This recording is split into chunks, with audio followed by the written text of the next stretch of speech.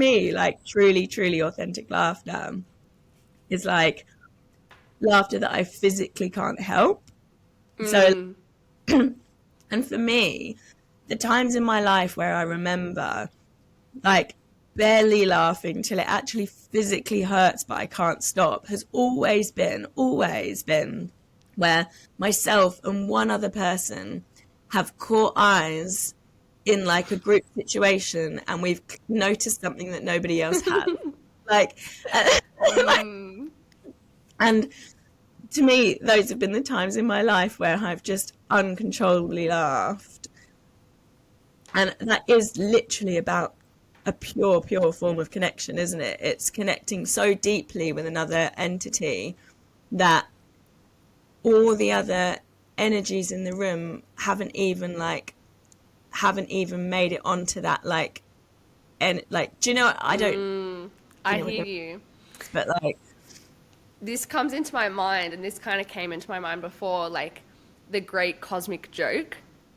Or, you'll be like, fuck, life is so hard, and I'm out here all alone. And then there'll be some really divine synchronicity, and it's like, oh, like, no, you're not alone. Like, you're in a thing. And, like, I don't know, it's the great cosmic joke. And where the universe is like, I don't know, looking in on itself, and the universe might have all the information, but you as a perspective of the universe don't get access to the entirety of the information. So when you say, if there's two of you in a room and just the two of you spot this one specific thing, and the rest of the people in the universe in that room, they're not in on it, it's like, I don't know, that just says to me like, oh, that's the great cosmic joke. It's yeah, always yeah.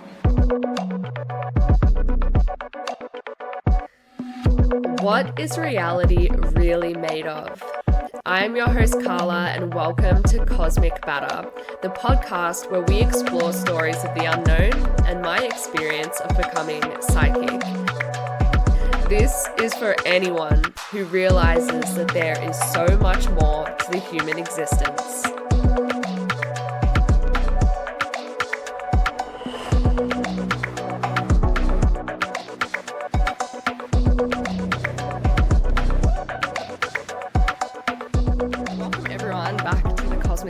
Podcast. Today we have my beautiful friend Tanna.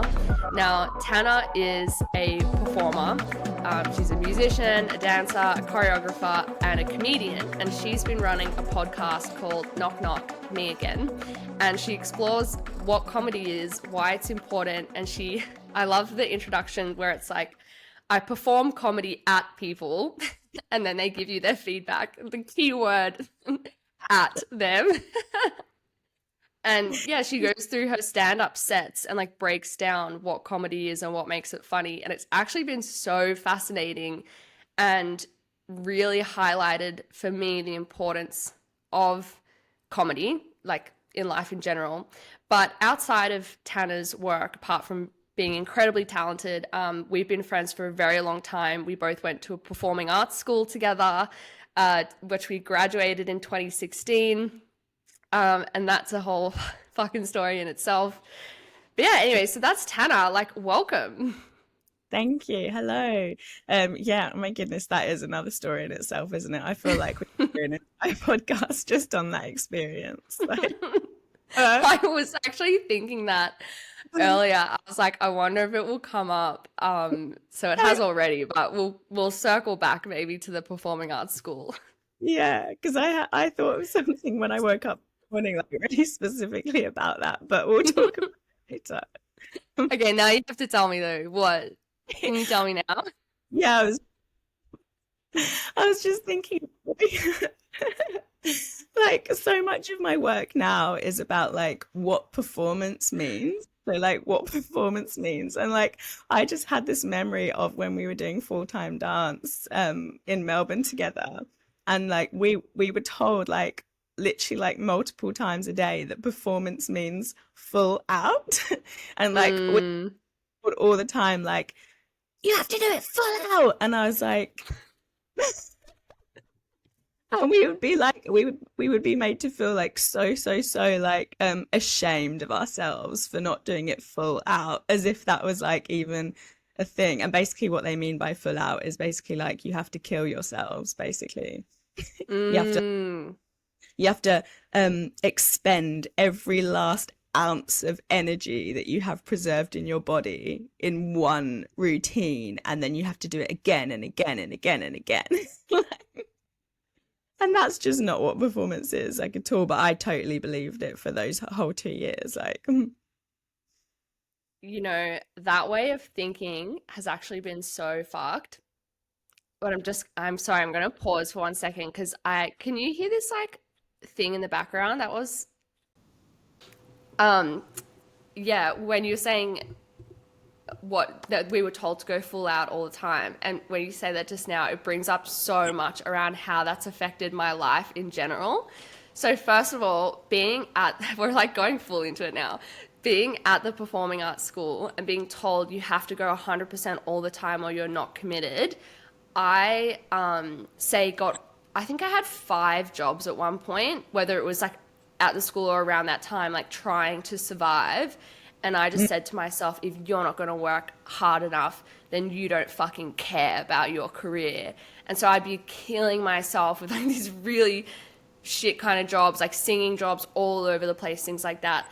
And so exhausted, but be like, if you don't keep pushing through, you don't care. And yeah. then a very specific memory, it was like probably 2 years after the performing arts school, I was doing like an obstacle course with like this work thing. It was really fun, but I fucked my knee. I like twisted it underwater. And I remember being like, you cannot stop now. You will look weak. So I was like, okay. So I kept, because, like the show must go on. It's been so drilled into us. Kept going. And I was literally running on this obstacle course, like hobbling. And I said to this girl, ha, my knee is definitely fucked. I've done something really bad to my knee. And she was like, are you okay? And I was like, yeah. Finished the obstacle course. My knee was really bad, like started to swell up really bad. And then the people our bosses at the time, I was a receptionist, this like part-time job I had, the bosses were like, well done everyone, you've completed the obstacle course, but because we're here as a team and you can go so much further, we're gonna do it again. And I literally was like, I can't back out now or I'm going to look like a pussy. Like, and because I was surrounded by all these middle-aged office workers because I was like a young dancer at the time. And I was like, if I back out now, they're going to think I'm weak. So I did the obstacle course again. My knee was fucked. And at the end, I couldn't bend my leg. My knee was so swollen. And everyone was like, what the fuck is wrong with... Anyway, I ended up needing surgery, long story short. But after that, I like saw a psychologist and stuff for other reasons. And she was like, why didn't you stop? And I was like, I don't know. And it's like so drilled into us. Having said that, I'll say my personality type was already like that. But yeah, that's what we were so heavily trained to do. Like just keep going. And it should be hard. Yeah, 100%. And I remember, like, do you remember if you had hurt your ankle, then you were still expected to do the arms? Do you remember? Oh, yeah. So if we were like in a ballet class or something and you physically could not stand up because you'd broken an ankle or something, then you'd have to sit on the floor. Sit on the floor and arms, or like maybe you have one working leg, so you have to stand on one leg and like do your posture in the arms. And it's like there's just so much value in sitting still and absorbing that just they just place no value on that whatsoever, did they? Like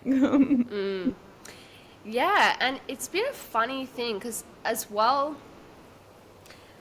as, what am I trying to say? Like, we also got trained every morning to do high intensity interval training for like 45 minutes, which is actually beyond what HIIT training is supposed to be. And then we would do an hour of drills. It's like we would already start the day with like really, really high impact, high intensity exercise. And my body is hypermobile, so my flexibility was just all over the place because we were like just jumping constantly and I didn't really have the strength. And it was really interesting for me after the dance school because I got into personal training and I got a personal trainer, and he was like, how about you just strength train maybe 3 times a week and then Yeah. just rest? Like, call me crazy, but maybe just rest. Yeah. And over time, I'm now, or even then, like, became the strongest I've ever been. And I was Yeah. like, wow, who would have thought that throwing yourself around for hours and hours a day is actually bad for you? Yeah. Who would have thought? Exactly. Yeah. Oh, it's just so crazy. And we were sick all the time, like all the time. Mm, I think I had maybe about 10 colds and flus every year, like each year. Like, it's just like, hang on one sec. Oh, that's all just right. getting water. Yeah.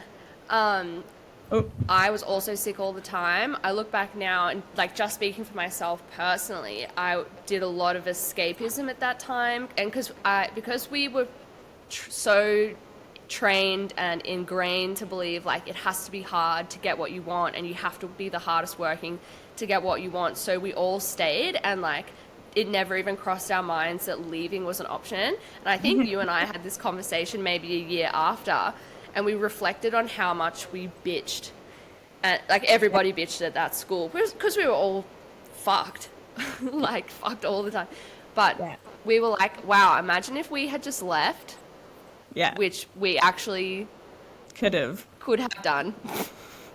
Totally. But we just, yeah, it like wasn't an option at the time, was it? It was like drilled into us that like quitting was just like the most evil thing that you, like this most like weak, selfish, evil thing that you could do.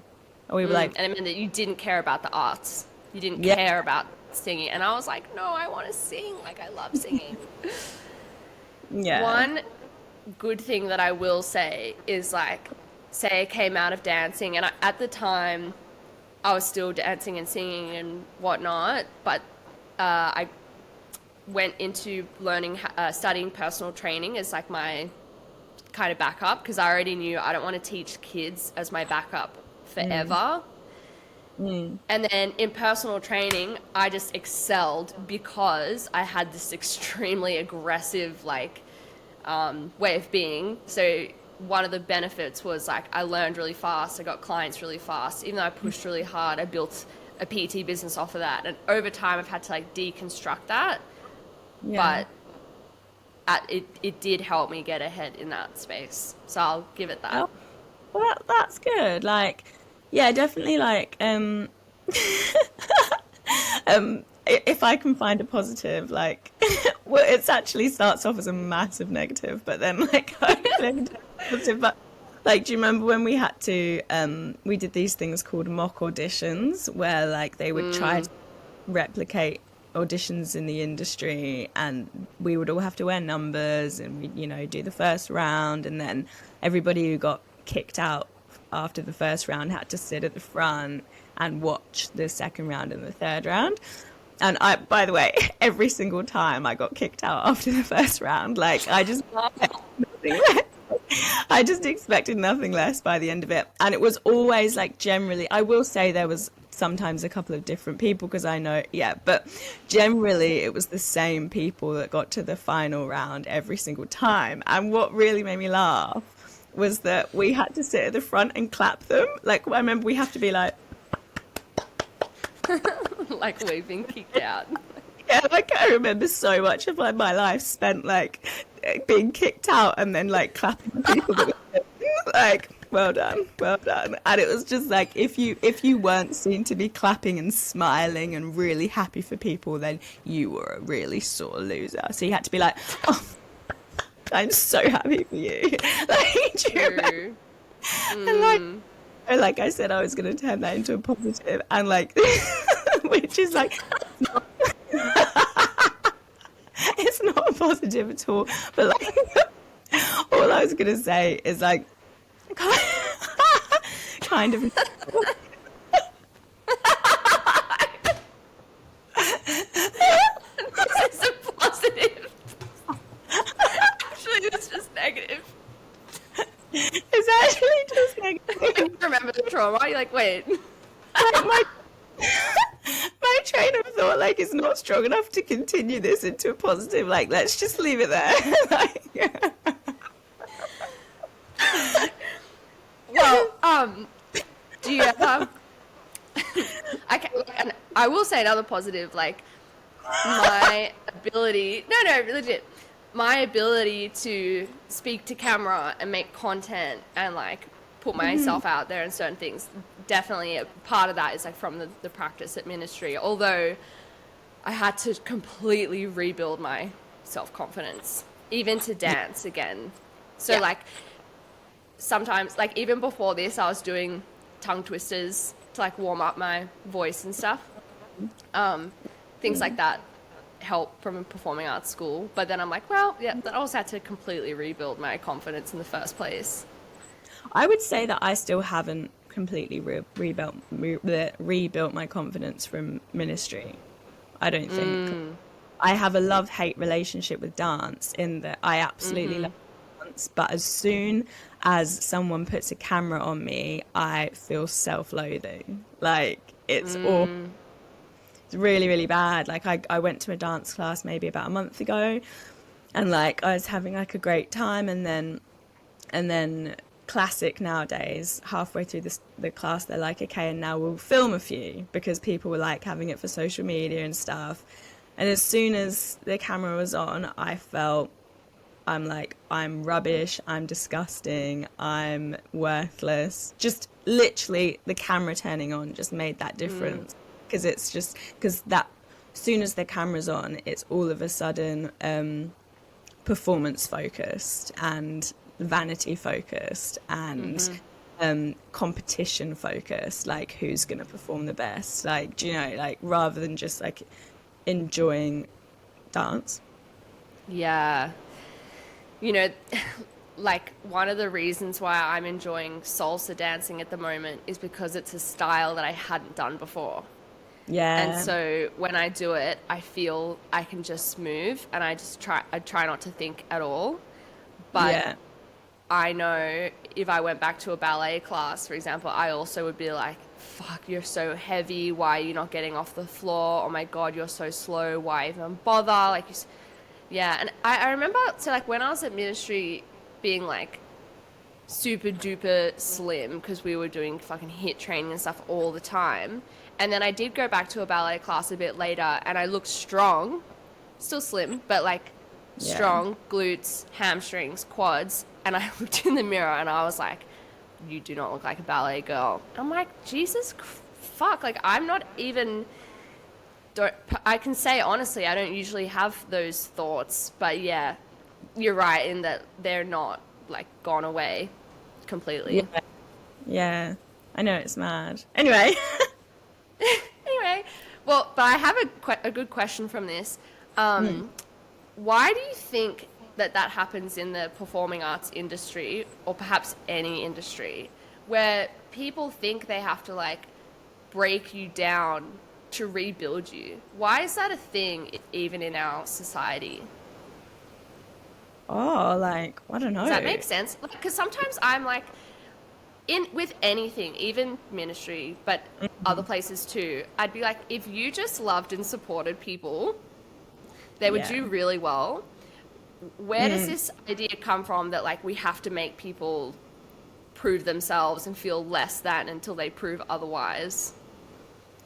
Well, I think partly when you say like break people down and rebuild them, I mean, obviously part of that is a control thing so that then an sort of an institution can then feel responsible for building you up and then they can kind of take credit for building you into, you know, like if they break first, then they can take the credit for building you up. Whereas like if they just hadn't broken you down in the first place, that then you could take your own credit for building your like for bit. I don't know. Like they some kind of credit for the great person you turn out to be, and then they can associate themselves with your success if you're succeeding in their way, in their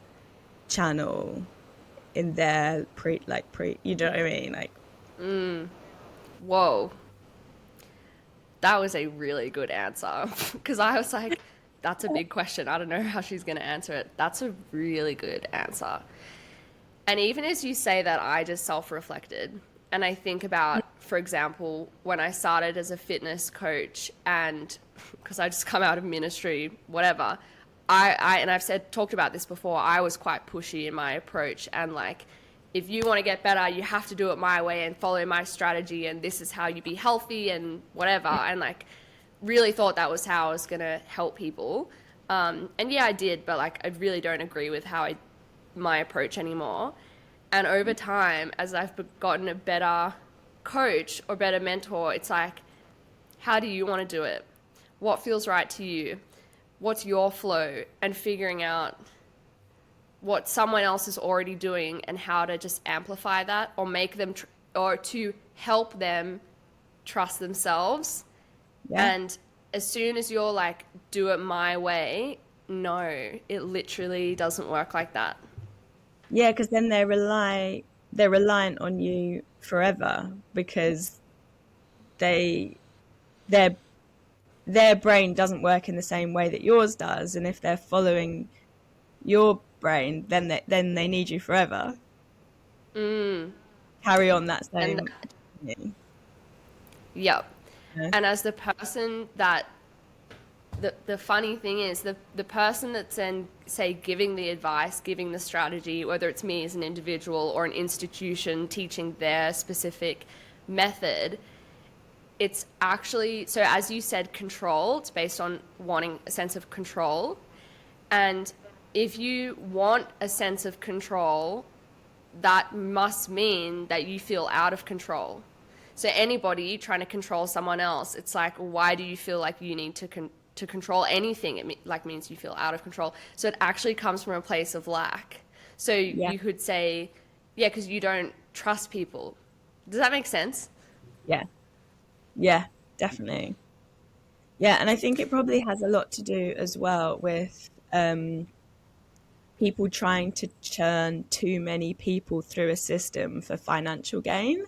So, like with ministry, for example, and with big companies, so actually just ministry specifically, I think they churned 160 of us through 1 year. Does that number ring a bell? And At least 100.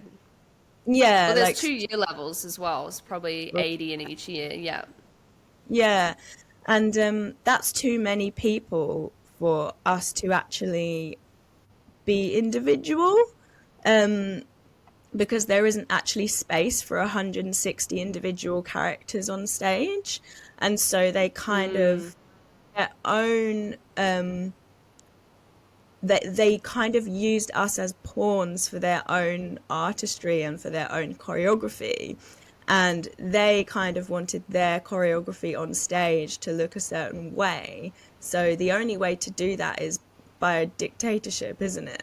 By churning everybody out and through a production line and making everybody dance the way that their choreography. Do you know now? Yeah.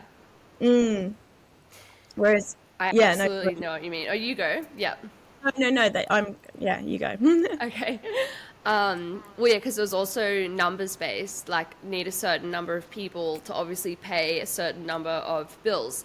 Yeah, And there's nothing wrong with requiring payment. Like, there's nothing wrong with an energy exchange, but I do have an issue with, like, obviously seeing people as numbers and just trying to get people, like, craft comes first, and then however much it costs is however much it costs. Because something that frustrated me is, yeah, not all of our needs were able to be met, even in the generalized way. Like, it doesn't have to, obviously, they don't need to meet every single thing, but like, I was in musical theatre because I could sing and act. That was my main thing. And then at some point, I think it was first year, term 2, they took ballet out of the syllabus for us. And I was like, excuse me, I am here because I can sing. I fucking need to be able to dance. Like, I need ballet. And a few of us Yeah. complained, and then they changed the timetable. And I was like, how did that even get through? For people that are Yeah. unfamiliar, ballet is often considered like the foundation of dance. Yeah. It's not necessarily, but it's, yeah. And then on top of that, I wasn't, it doesn't matter about me, but there were other dancers who were there purely for dance that needed ballet more than myself, even, that couldn't sing or act. And then I was like, there needs to be levels for them if you're going to take on students in this area. And there's nothing wrong with that. But there needs to be support for them. You can't just give everybody like super advanced moves. Yeah. Yeah. So then it's like, if you're going to run a dance school, provide the dance education. Yeah. Yeah, yeah, yeah. And I remember like actually talking about like spirituality and stuff. I remember in our final year showcase, like I was gonna say, oh, I'm not gonna name him, but I don't give it unless you care. Do you care if I name him? Um, well, Yeah, it doesn't matter. We probably shouldn't, just in okay. case. Um, I don't know. someone, Would it be an some, issue? someone high up in our kind of dance school, um, got up on the stage at the end of our final year showcase I know. and told like, instead of saying like oh instead of making a speech about the students and how we got through our training and we graduated or anything like that, he got up and told like a 30-minute story about himself and about how he went to go and see a clairvoyant, and the clairvoyant told him that he was going to be a successful dancer, and lo and behold, he's a success. Like, and I remember it was just so inappropriate and like also kind of yeah. Anyway, I said speaking of Also spirituality, said, he also said, I don't know if it was about the clairvoyant or whatever, but he said he would change the lives of many young people, and that he was a light in their lives. And this yeah, is at our end of year showcase, and we were like, fuck this guy. Like, yeah, didn't even really say congratulations to the students. He was just like, look at me running this school, changing lives. yeah, yeah, yeah. It's funny. Fucking hilarious. And it's when people use like when they use clairvoyance as a reason to boast their own success or boast their own needs, when actually if you were going to see them for like a pure reason, you wouldn't need to do that. I don't know. Yeah, well, you could just say that you did the thing. You don't need to like announce it. Yeah, or like say it at your own graduation ceremony, not other people's. Yeah, I remember it being so. I think we looked at each other. I think we gave each other a fucking side eye. Like, this bloke. There's many more stories I could tell. But I want to sidetrack it a little bit because it took me a long time to sort of come to terms with the fact that after ministry and other things, I was like, the industry is not for me. Like, I love to sing, but I don't want to, for example, be in like a musical theatre production, perform 8 times a week for an entire year. So even though I absolutely love performing, I actually don't want to pursue it. There were other things behind that as well. And to be where I'm at now and be like, oh, okay, I'm psychic and like super, super spiritual, and I mentor people and whatnot. I look back to ministry and even after that, and I'm like, I feel like it makes sense that the universe didn't want me to be in that space, or just was like what guiding me away from it. Because I would speak to other people in performing arts of any kind, like singing, dancing, musicians, and some of them had a really easy, great time. Loved Yeah, going to their school, got their performance education, like came out, got an agent, got shows, got commercials, and it's just full-time career. And I see even online now some other musicians and things like that. And I'm like, it's not as hard as I thought it was. Of course, it's hard as anything, but like I see some people just doing it, and I'm like, it's actually that simple. But for whatever reason, it often felt like really, really, really hard for me. And yeah, like we said, there were a lot of negatives to ministry, but in a, I guess, a spiritual sense, I'm kind of like, well, the universe was well and truly guiding me out of that space. Yeah. Do you ever have any thoughts on like why it happened in that way Yeah, like for I yourself? yeah, so I think that I think I said to you I think I maybe said to you a couple of weeks ago that when I feel like I'm, because it was this dance class I went to about a month ago, and it was basically funny because I I I was maybe showing off, if I'm honest, if I'm completely honest with myself. Like, not even on purpose, but I'd just been so taught to dance full out that I was dancing and showing off and doing the best that I could do when that wasn't really necessary in that environment. And I fell over, like I fell over. I actually stacked it, obviously, like incredibly embarrassing. And then I had a dream about that experience, but it wasn't exactly that. It was something that was obviously related to that. And I felt like my dream was telling me when you are egotistical or when you're showing off, that doesn't bring you joy, it brings you extreme discomfort. And I think Whoa. yeah, and I think that was definitely connected to ministry as well, because when I was in ministry, I was every day trying to prove myself. It was full of ego, if I'm honest. Like, even though I felt really, really down on myself and a lot of self-hatred, it was still very egotistical. So, and I think like the energy like surrounding me was just screaming that being in that egotistical headspace was just making me so unhappy, and that I needed to find a path that just wasn't based on that, that wasn't based on like yeah, does that make any sense? Yeah, so you needed to find a path that didn't have that egoic performative element, like so you could just express. Yeah, and then when I first went to do my experimental performance masters course, like it would have been 5 years ago now, maybe 6 years, 5 years I think. I we each had to bring something into our first session, and it had to be kind of like something that we were working on, or you know, a performance piece that we'd recently done or something. And basically, I didn't really have anything because I'd been working in a law firm in Canada, and I hadn't really been doing performance for a bit. So, but when I was living in Canada, I lived in this sort of like beautiful, sort of like studio apartment, which was really spacious and had like wooden flooring. And I did a lot of choreography in my living room.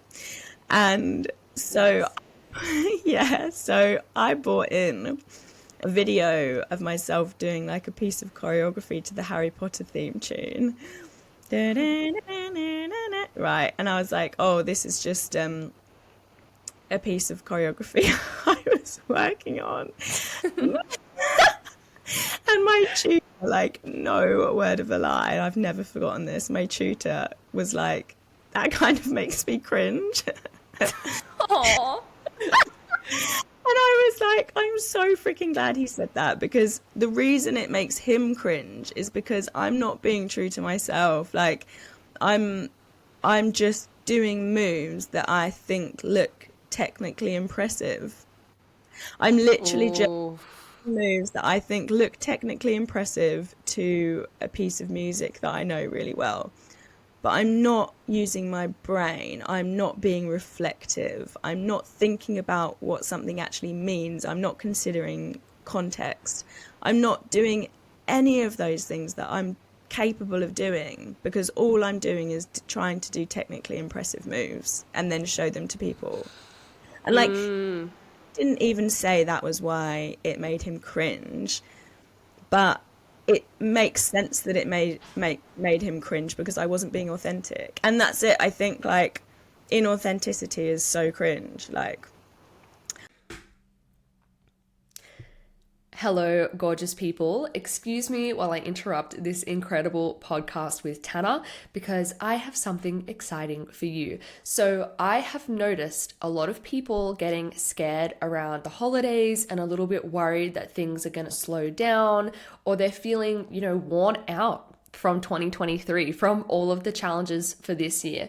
Well, babe, do I have the thing just for you? Summer Slaycation.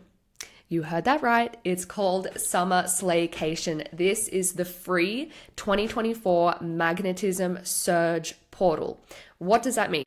This is a workshop. It is a portal. So you come to this class with me and we are going to walk through the portal into your most magnetic, abundant, and powerful fucking year. We are getting clear on your purpose, stepping into your power, and moving into 2024 with absolute conviction, knowing what it is that you do, knowing the power of your work, knowing the value of your work, and so that you can come into 2024 with all of this momentum.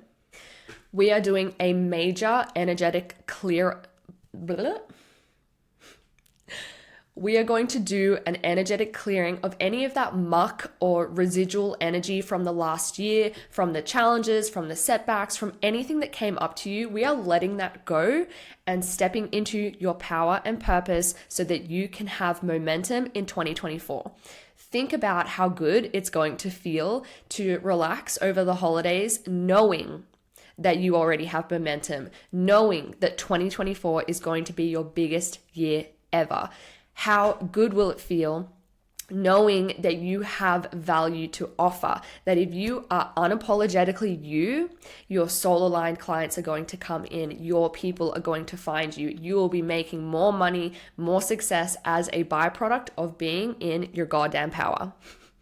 So Summer Slaycation, this is the free 2024 Magnetism Surge portal. You need to be there. This is my last event of the year. So we're really ending 2023 with a bang.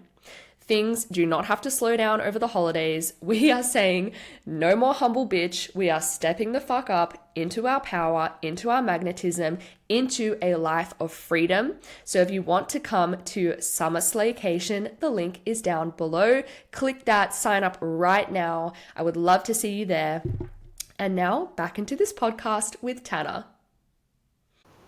And I can't 100% remember where I was going with this. No, I do. It was your example of like something that was a bit egoic and what made you realize you wanted to start to express yourself authentically. Yeah, that was a big moment. I love that so much, and it's really interesting that how you've had that experience, and I've had similar moments. Like to relate to that, I used to make a lot more content, and there's merit to just doing it and then figuring out what your style is. So I understand sometimes you kind of have to copy people, or you just pick up things from other people before, like maybe your own style is birthed. There's nothing wrong with that process. Yeah. But when I started at least making, we would just talk about content, when I started making more of it, and I was told like a reel a day or like a post a day, and I would make reels to trending audio because that's what we were told to do. So if you want to grow your account, you have to do this. And it just ends up being like, why would anybody connect to your content if it's the same as everybody else's? And okay, maybe it works for a small number of people, but like I have now archived all of my old posts, even though my old more recent content wasn't with trending audio, but like, and I think there's a false idea that if you produce a lot of it, it will reach people. Like whatever it is, just produce more or get it out there. And it's like, no, the more authentic you are and more true you are, that will reach your people. With time. it will grow as a byproduct. But like really refining and channeling what it is that you do will find actually your people. Yeah, definitely.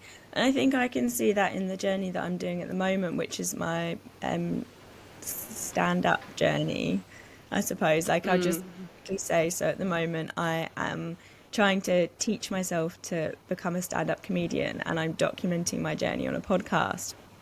And I'm going to do a performance to a crowd of people in January.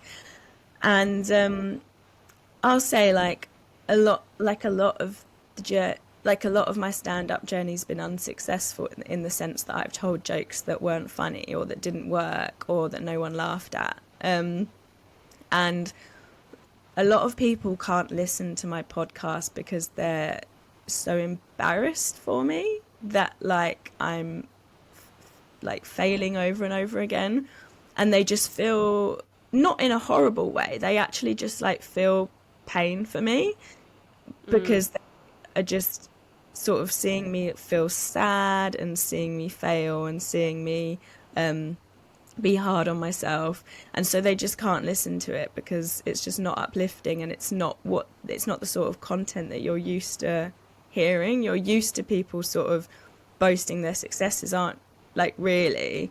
And so a lot of people can't listen to it, but I just think that I would still rather expose the process than make myself look a bit like a better version of a comedian than I actually have been so far.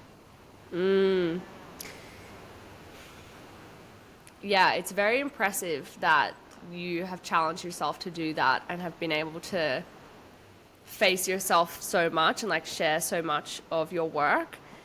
But I remember some advice that I was given is like people want to come with you on the journey. Like if you just rocked up as this absolutely perfect thing, I don't know, people would be like, "Oh, cool. Haha." But if people come with you from the beginning and they see you try and they see you overcome and they see what you go through, they're like, fuck, I relate so much. I'm going through this too. Like they actually connect with you on that journey with you being a human being. And it Yeah. will be amazing, like, because your comedy definitely has gotten better as well. Like, obviously. Imagine if I didn't say that. But I mean, it's fascinating listening and the jokes getting funnier and the comedic timing and like the being with you on the journey is the part that people stay for. Yeah, I think so. Well, it's definitely the part that I would stay for if I was a listener. And I think I've definitely heard someone say before as well, make the content that you, or make the film that you would watch, or make the piece of music that you would listen to, or make the content that you would follow. As that doesn't mean that it's going to be everybody else's cup of tea, but at least it means that it's going to express like what you want to express. Like, Yeah. I saw a piece of art the other day that had someone baking a cake and it was like, yum, I love this flavor of cake and it's just for me and it's delicious. And then a comparison of them making a piece of music and it was like, I hope everybody in the whole entire world likes this. And it was like, yeah, well, just make it for you.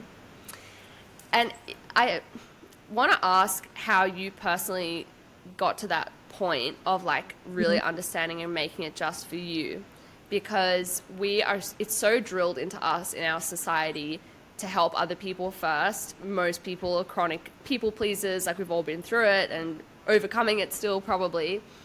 And to start actually just putting yourself first and what you want to produce, and therefore also being authentic. At first, it just feels like really selfish. Like I should be making what other people would like. I should be figuring out what other people want and then make that. How did you cross over into like really understanding the power of authenticity? it's a really good question, and I definitely, I definitely think that I'm still on. You know, I definitely haven't like completed the journey of authenticity, if that makes sense. Like I'm still strive for it all the time, because I think one of the mistakes that I definitely made when I first, because the thing is, I keep thinking I've reached like authenticity, and then I don't with something, and then I have to try and like, do you know what I mean? So it's not like a thing that like anyone completes, I don't think. But remember a mistake I made with the podcast journey at the beginning is that I was trying to work out what would make people laugh, as if Paul was just one entity. And A obviously, collective at the same yeah, time. like, oh, does the joke make people laugh? Well, which people and what context and who are they sat next to? And like, do you know what I mean? It's like it completely depends on the context. And like, what I've realized is that performing comedy on stage, is completely different than performing comedy to one person in a living room, which is completely different from just having a laugh with a friend. And so, or like something that might be authentic, having a laugh with a friend, translated onto stage is suddenly completely inauthentic. So how do you find authenticity on stage when being on stage is a very inauthentic environment? Like, you're writing a set, like it's been pre-arranged, it's been scripted. Isn't that by nature inauthentic? I don't know. And it's kind of this complicated thing where, and also, if you're performing to a crowd of people, then you're seeing that audience as one entity, with one aura. Because if you're performing to one person, then you're perceiving their aura and their energy, and you're sort of changing how you're performing based on what you're receiving back from them. But if you're performing to a crowd of people, then they have a collective aura, because you can't even see them individually, you can't hear them individually. It's just it's an energy from like a collective entity. And so how can you kind of authentically respond to an aura that doesn't belong to one person? It's really hard, because it's something that I'm really struggling with, because people go on stage and they're like, oh, you guys are such a good crowd. And you're thinking like, what, all of us? That's weird that all of us. I don't know. Maybe they're just saying that to make everyone be like, oh, yes, I guess we are. Like, yeah, you Yeah, guys better laugh on cue. of course. Yeah, definitely, like it's a trick. But I do just tend to think like, well, I'm not laughing. Like, I'm not. Do you know what I mean? I'm like, Yeah, stop. this actually takes me back. So normally, I'm going to tell a story. Normally, I think comedy is a really great date opportunity. And one time I went on a date with this guy and he organized it. And I think we met on an app. So like I didn't know him very well. And it was this woman doing comedy, and she was talking about the COVID pandemic and making jokes about it. But she had a very different perception of it to me.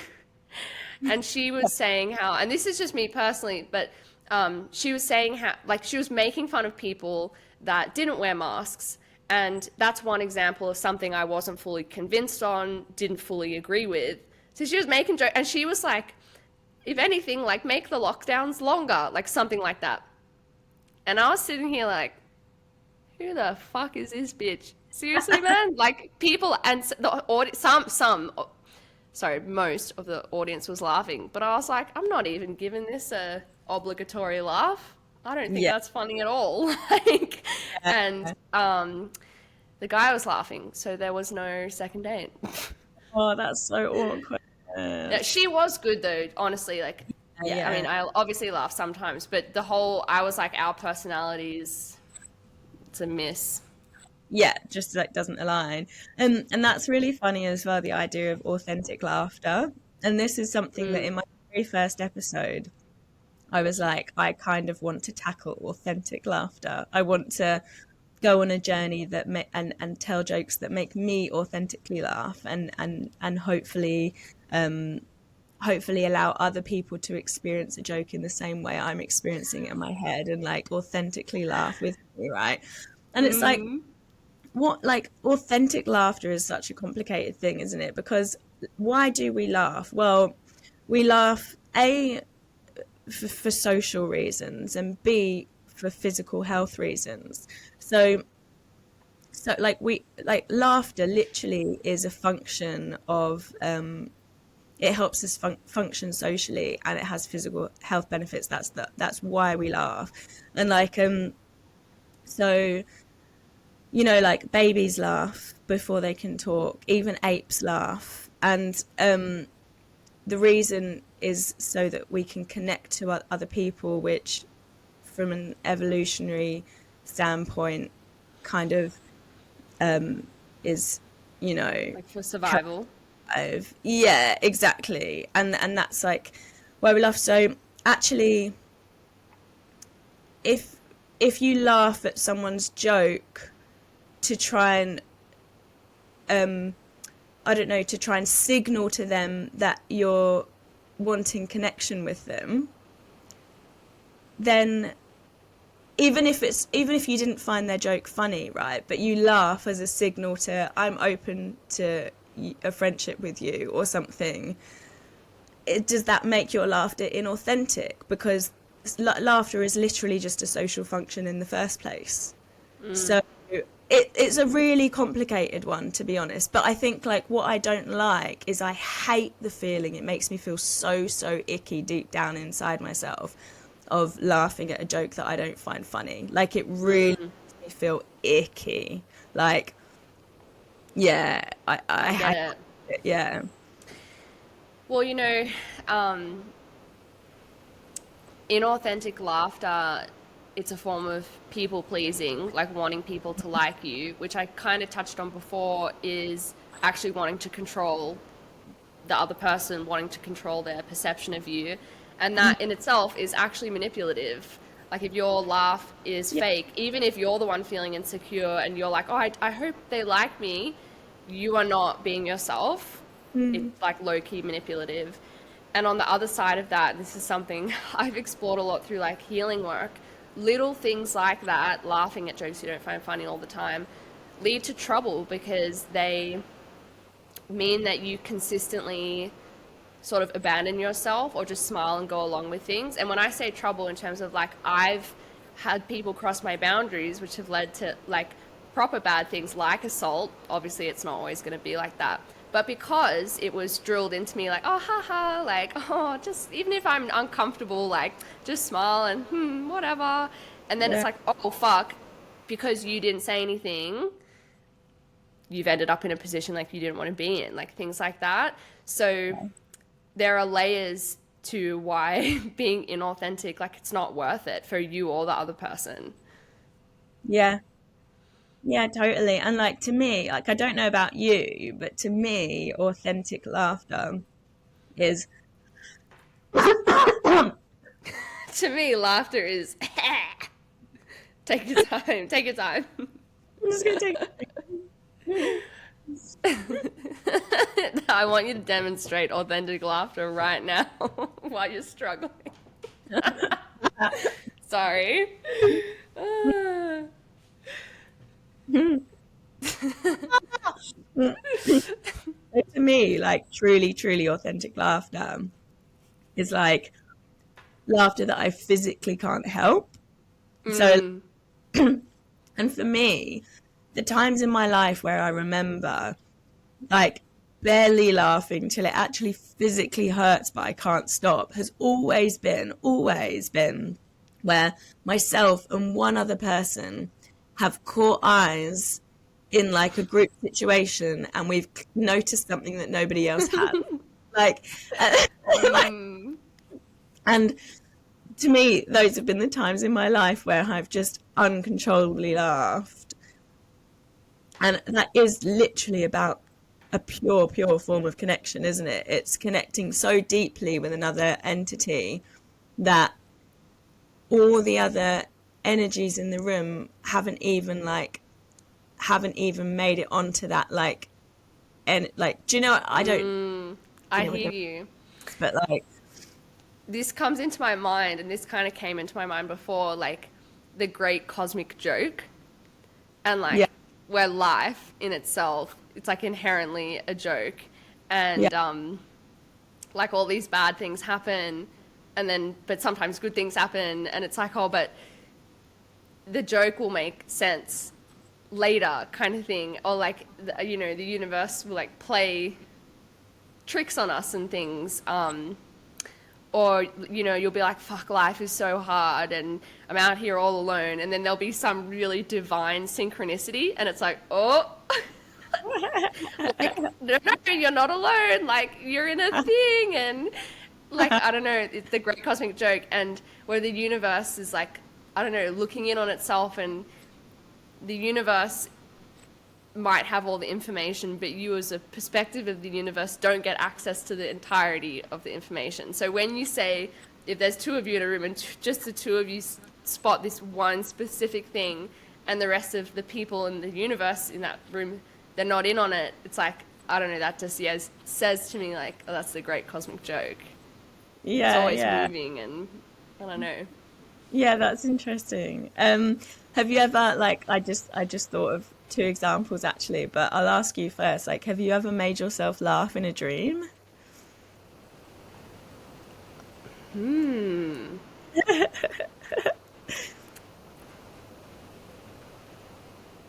I don't know about like pissing myself laughter, like, but I reckon I've had some chuckles in a dream for sure. Yeah. And Where like, I've been like, what the fuck was that? And like, I'm partially conscious. I'm like, totally. Um, yeah. like I've Have had, you?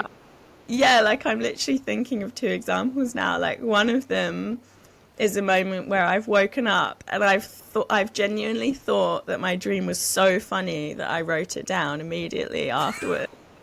And then Yeah. I read it like the other day and I was like, that's not that funny. And then in, in my dream state, I was like, this is fucking hilarious. Like, hang on, let me find my notes. Now that you say that, I am certain I've had a similar experience. Oh, like it's literally here. Okay, don't worry. It's like short. It's like one paragraph, right? This is my Yeah, dream please. that I wrote down that I thought was like, like laugh out loud funny when I woke up. So, um, we had to all go and wave to someone out of a window. It was the first person to be on a flying motorbike. A colleague, it was a colleague to where I was. It was a colleague of ours. It was a big crowd gathered inside. Most people couldn't see him because there was only a small gap in the curtain. And he was the guy on the flying motorbike was sort of outside the window, obviously in the air on his flying motorbike, sort of stationary. And everyone was gathered inside to greet him, to sort of meet him. And everyone sang a presumably relevant song to him as he was out there stationary in the air, and he'd come to meet us. And it was dark outside. And after he left, everyone slowly went back to their usual stations. And I said, we could have opened the curtain a bit further. He's come on.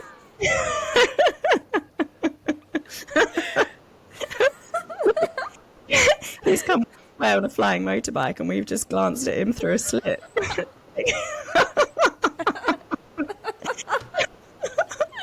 That is funny.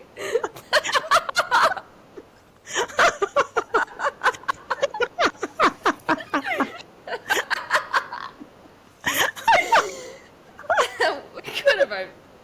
So you were like looking out like he came all that way, breaking a world record, and you're all in a room. We just like That's couldn't even fucking see. weird. What did the dream people say after you said that? It was just like, and then I woke up, and I was like, like, But like, there was another one which was a dad joke, which is a one-liner that I remember dreaming. And like, again, I always write down these things when I wake up, so I'm sure it'll be like I just type in dream into my notes and I find them. Oh, here we go. Um, it was like a one-liner which just doesn't work at all. Which is maths is essential. Without numbers on our side, we'd be nothing. Doesn't make any That's like, like doesn't make that any sense. doesn't even sound like a joke though. It sounds like poetic. Without numbers on our side, we would be nothing. Yeah. Like as in like it's a play on words with maths. And I wake up in the morning, I thought, oh, great one-liner, I'll write it down for my comedy. And then I read it later and I was like, it doesn't make any sense. Like, Oops, I accidentally wrote something really profound. Guess I'll throw that out. yeah. But I guess like my point is that when we're in this dream state, like I also think that that's when we can reach kind of when we're just waking up in the morning and we're kind of just kind of still in our dream state, but we're kind of making sense of things in the physical world, and it's like that transition period. Um, there have been times where I've woken up like really chuckling and feeling like I'm experiencing authentic joy from humor, like just completely by myself, which is weird because as we sort of discussed before, like laughter is a social function. So when you experience like tickling yourself, then what are you connecting to? Is it this does it sort of become this metaphysical thing where you're connecting to another realm, or like I don't know. I don't know anything about this kind of stuff. Like we said before, I'm a newbie. I don't have the terms. Like Well, something that comes to mind is I would say you can have a joke between the you that is the observer and the you that is the human being. So, when, gosh, let's see if I can explain this. Like when you meditate and you have these thoughts cross your mind and you realize that you are not your thoughts.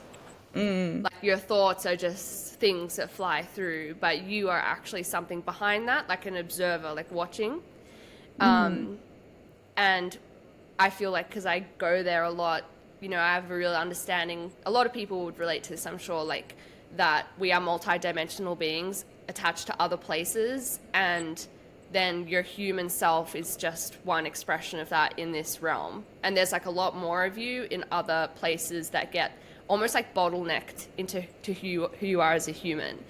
And that's why we have such a vast array of like experiences and connections and things. But each person we know might get a slightly different experience of us, because the real us, like the observer, is so much bigger. It gets filtered through. Anyway, so I think if you're alone and you have a joke, it is between yourself and yourself, like the relationship you have with self. Because having said that, outside of the dream space, I make myself laugh like pretty frequently. yeah, like you just have a thought and it tickles you. Yeah. Yeah. Now I'm like, can I think of an example? Because I made myself laugh today. And it's like a proper laugh. And then, and you say something really funny, you're like, ha! And then you look around like, did anybody else hear that? You're like, I am alone. Like, And then nobody else here. and you try and translate it to someone else and it just doesn't sound funny when you're explaining it, and it's like, oh, never mind. Yeah. Oh, yeah. I really want you to remember what it was, if you can. No pressure. I was just sitting on the couch. I don't like just today, but I remember a different time where this was actually really significant. Like, I think I had left a dodgy ex-boyfriend, and I was finally like spending time on my own again. Where before that, say I was very anxiously attached, really codependent, and so I didn't really understand or appreciate my own self. And then coming out of that, I remember like sitting in the backyard by myself, like not doing it. Say I ate lunch, because I like, try and eat outside, and I was looking at the grass, and I just was like, ha, that looks funny, or something. And then I made myself laugh, and I made all these jokes, and I was like, oh, fuck, I'm funny. And like, how did I didn't even realize didn't even appreciate that about myself before. And yeah, I Yeah. remember that being actually a really beautiful moment for myself. Like I don't need somebody else to make me laugh, perhaps. Yeah, yeah, yeah, yeah, definitely, definitely. That's lovely. And I kind of remember a similar thing in lockdown when we were allowed to do one walk a day. And during that period, like I made such an intense connection to nature and like that I'd never made before. And it kind of made me laugh just from feeling so like so joyful about it. Because I'd go on my walk, one walk a day every day, and I would just, I would feel the air that I was breathing in. I would really observe like a particular bird or a squirrel or like, and I just, Please stay, I'm so lonely. The squirrel's like there.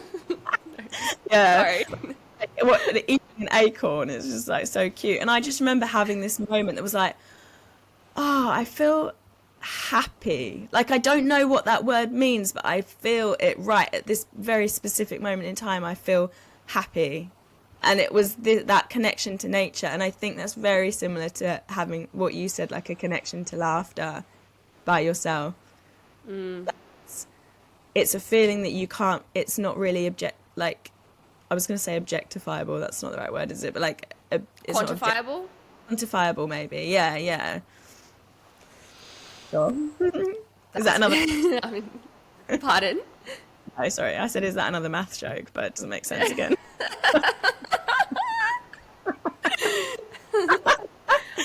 You're gonna have to tell me that exact line, and I'm gonna make it the bio to this podcast. Because at the moment, I'm in my like really kind of not giving a fuck phase in the sense that I just know so deeply the people that are meant to come are going to come, and whatever I produce, if it's authentic, like people will come. So the bios have been like low key, almost irrelevant, and I Yeah. love it. I just love it. I did actually see kind of someone else doing it, and it just gave me so much permission. The bio doesn't have to be Tanna and Karla discuss connections with nature, laughter, and comedy, and the spiritual blah, blah. Like, fuck that. Like, especially because I believe so much in energy. If people see the episode and they're meant to listen to it, they'll listen to it, like, regardless of the title. Even though, yeah, we're attracted to those things, but it's the energy. So, No. Name one hit person. your fucking that line. Yeah, I'll send it to you. Do you want If it you're now? comfortable with that. Yeah, and we'll quote, I'm going to quote it, Tanna Chamberlain. As if it, People think it's about maths, the episode. yeah, as if I think it's like a profound thing to say. Like, it's like a, And it's a great cosmic joke. yeah. Um, I was going to say something, but I don't think it was that good actually. So it doesn't even, I can't remember what it was, but yeah. Well, I was also going to say something about lockdown because fuck, I've had so many realizations today and recently and this year, like whatever, downloads. And because just remind me if I forget, I want to link this back to lockdowns and the experience of COVID. So just recently, I've started really opening up again and connecting with people. And the first 6 months of this year, I was very, very, very, very fucking deep in my own trauma healing, very deep internally in introspection, all the things. And I pulled away from anything and anyone that was triggering.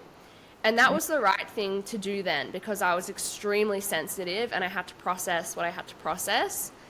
But now, as I guess, feel safe in myself, whatever, I'm connecting with people again, and I'm actually been really surprised at, it sounds weird, but like how many friends I have and how many people want to be my friend. Whereas before, because I was so sensitive, like the smallest thing, I'd be like, I can't be around them, they've hurt me, that's hurt my feelings. Or I personally consider that out of integrity, I don't want to be exposed to it. And at the time, it wasn't from a place of judgment, it was just self-protection, and again, we have to go internal sometimes. Yeah. And I'm like, it's so random that I'm coming out of this and really connecting with people more deeply, and especially being more of my extroverted self. I've always been extroverted. And then I just think about how did I get to that place where I was quite wounded and quite fragile? Like, okay, there was several traumas that are real and legitimate, had perfectly good reasons for my wounding and boundaries. And then there Mm, was also 2 years of lockdowns. Of course, social interaction got changed, like significantly. And in that time before that, just talking about me personally, I had just done that really intense performing arts course, like seeing as it's been mentioned, where there was self-loathing and self-hatred. And at the time, me personally had done a lot of drugs previously, been in escapism and around people doing that as well. And then before that, in high school, where I was very, very extroverted, but it was desperate and performative and like desperate for love. And, you know, what I'm trying to communicate is like to raise our vibration, whatever our purpose is, the layers that we have to go through to figure these things out. Like for me to be opening up again now and connecting with friends, and I feel love like I've never felt before, just from friendship.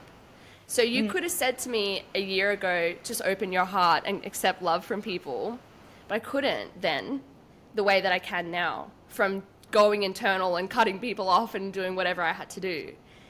And it's like, okay, our experience is real and lived. COVID and the pandemic, it was real. It fucking happened for everyone. But then I'm like, but was it just a part of the game that is life and an experience? I don't know. We almost had to go through to come back to our truth and raise our vibration and whatever. I mm. don't know. Do you ever think of it like that? That's, I don't Yeah, know. Just what the fuck is going on is what I'm trying to say. yeah, I know. Like, I guess because we spoke before, didn't we, about how kind of I basically messaged Karla and said I wasn't familiar with some terms like source and some other things, that Source energy, yeah. energy. Like, I wasn't familiar with terms like that. So I guess I haven't thought about it in the same terms that you might have, if that makes sense.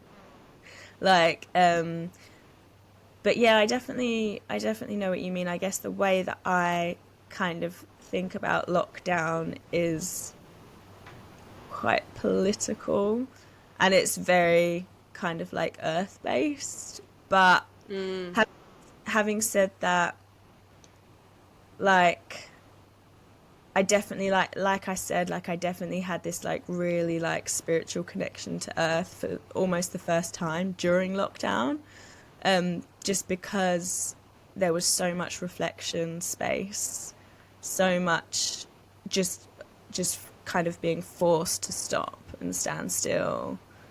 And maybe that was like a really, really important part of my journey, was just having that time to be like forced to stand still and reflect.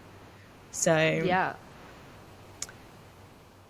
What yeah. do you feel would have been maybe your path or experience if you hadn't had that kind of forced reflection?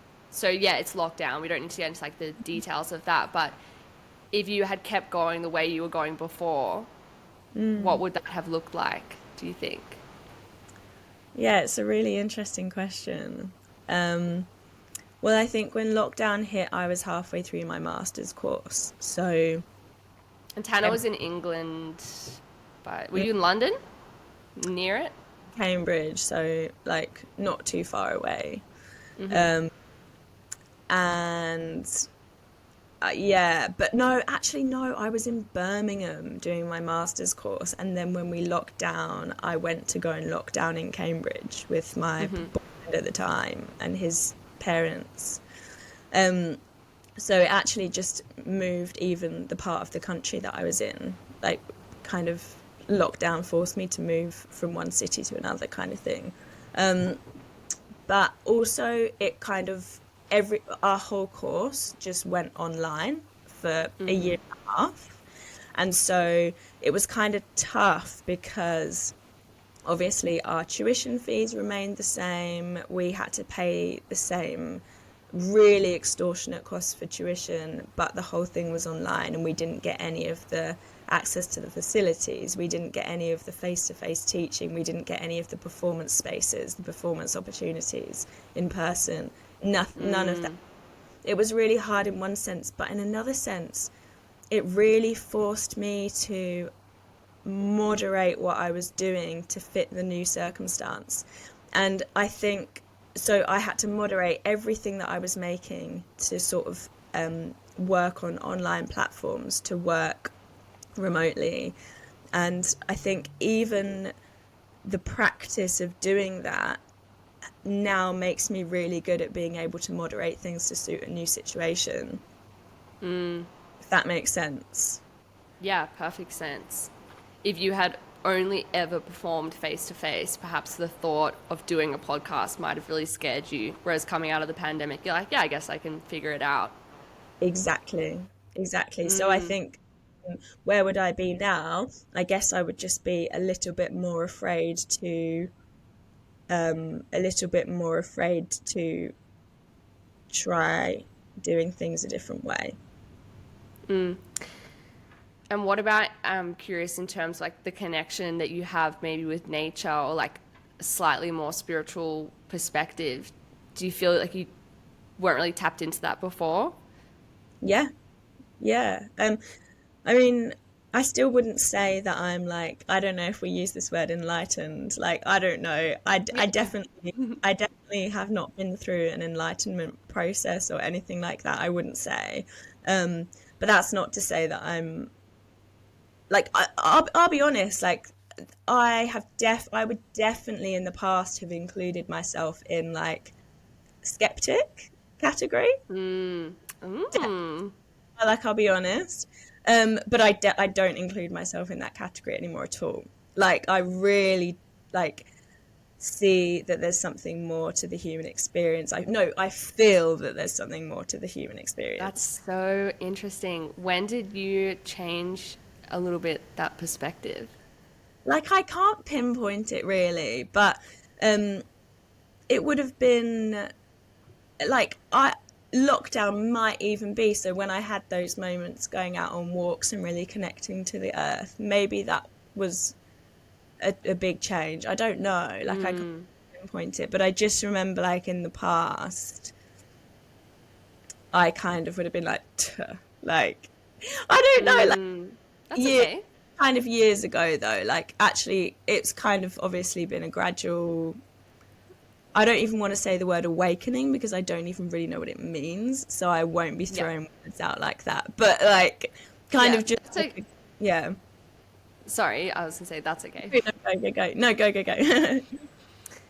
Yeah, I don't know what I was gonna say. I just find that I'm glad I asked those questions. And because, you know, you're saying like you're not sure how spiritual you are, and just a reminder for everyone that's listening, there's no hierarchy, there's no race, there's no competition, nothing like that. But then at the same time, I think, you're talking about the importance of laughter and connection. And like when you lock eyes with someone and you get the joke, that's like sacred. Like Yeah. that the whole human experience is spiritual. And you picking up on those things, I would just say like that is spirituality, like wanting to laugh, wanting to bring joy. You know, in the last podcast that's aired, yeah, the one with Brad, I didn't even mean to, but I opened the podcast with, so what does awakening mean to you? And then I can't remember. I might as well have asked him, like, what's the meaning of life? It was just a really, really big question. It was a good question. We both were stumped by it for a moment. But so then to even say, what is spiritual? Are you spiritual? Like everything is inherently spiritual, I Yeah, feel. yeah, and I think intuition's another big thing because we've talked about intuition before, and like, I don't know, like, from your point of view, what you think kind of the differences between intuition and like and psychic abilities, or whether they're just the same. Like, what do you think? Yeah, I think they're pretty much the same. And I think it's important to tell people that we do all have the ability. So me saying that I'm psychic doesn't actually mean that much in the sense that I'm not any different to anybody else. Mm. although I would say some people, their purpose on earth doesn't really relate to not to spirituality. Their purpose on earth doesn't really relate to coming into contact with the unseen. Some Mm-hmm. people are here, say, based on their astrology or numerology or whatever, like they're here to really immerse in the physical. Mm. But I would even venture to say those people probably might never even come into contact with this podcast, like, because Mm. that's meant to be for them. But we still all have like a gut feeling, and Yeah. that's, I don't know, that's it. So Yeah. a way I describe it is if you can walk into a room and sense if two people are having an argument, even if nothing's, like, you walk in, you're like, oh, I don't want to be here. Mm. That's it. That's your intuition, that's your gut feeling, that's your spidey sense. And we've kind of mentioned this before, how everybody is connected. So if you can, Mm. therefore, everybody can pick up on what other people are feeling. And I feel when I say I'm psychic, I just really practice picking up on that feeling, and I feel like I can pull on the thread if I choose. And then I would say that's channeling. And it's that Right. simple, like anyone can do it. And Yeah. the only thing to be cautious of is understanding the difference between reading the energy and channeling that, or possibly just making assumptions or Yeah.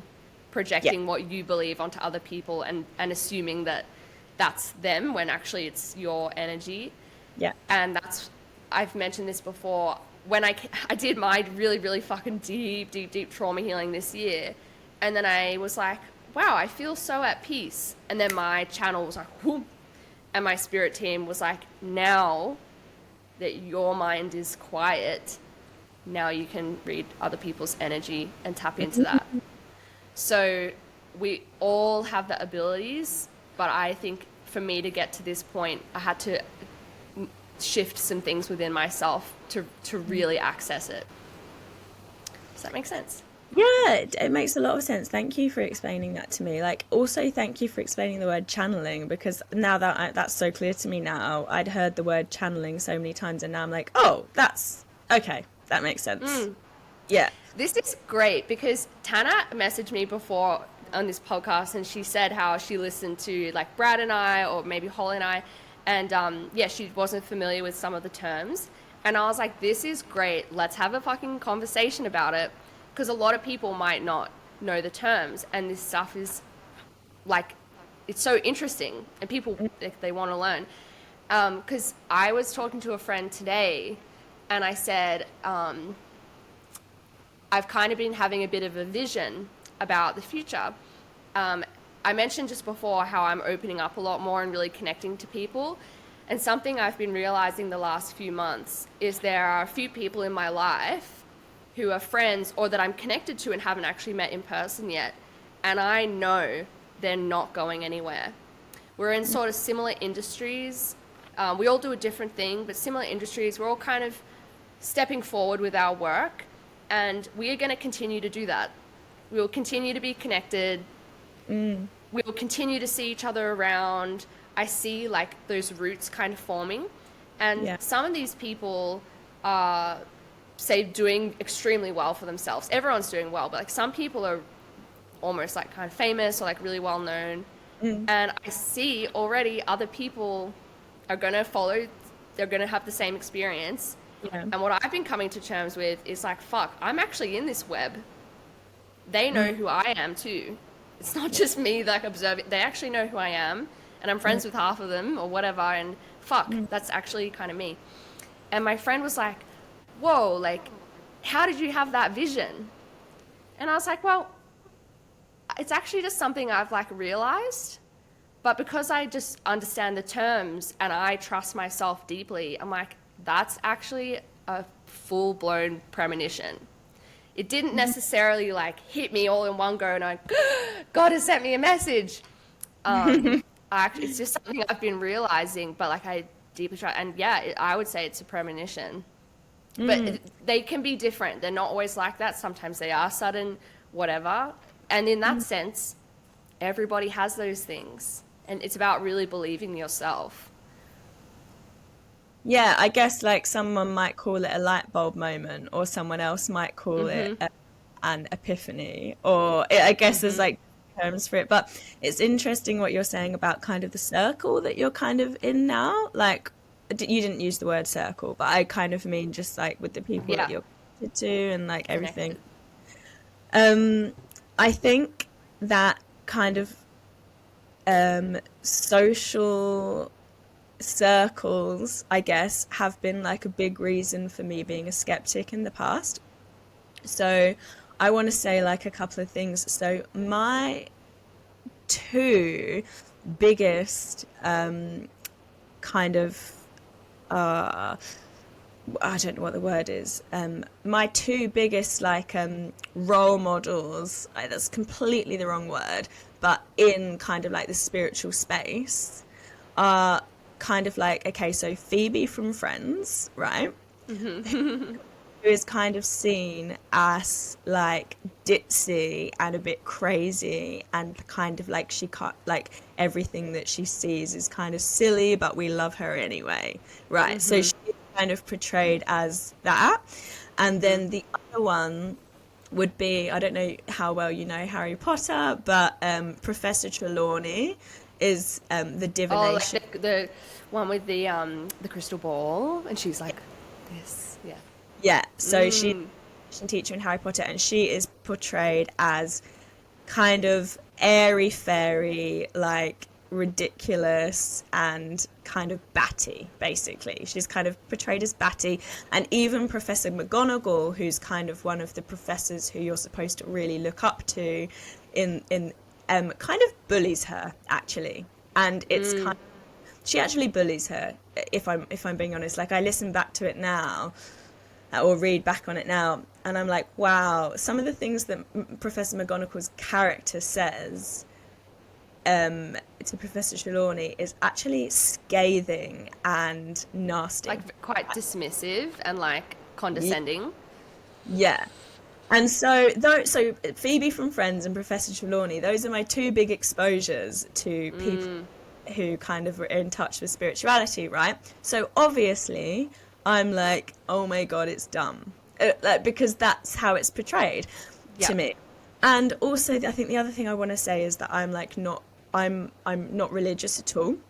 And I think that the reason I'm not religious is because I kind of see, well, I mean, I know there are lots of different religions, but I guess like I grew up and I went to a Church of England primary school, so um, and I kind of see the church as kind of this like really fucked up money making capitalist scheme, which is kind of like actually people taking spirituality and using it for their own financial means, and not just financial Mm. means.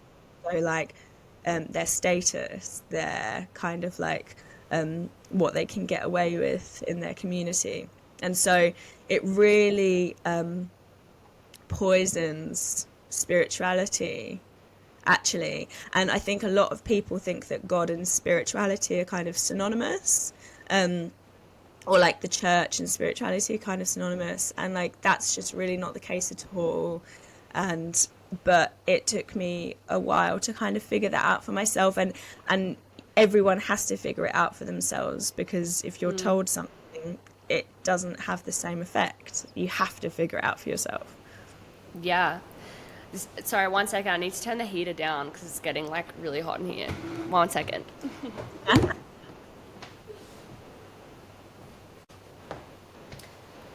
And I think that lighting is a bit better.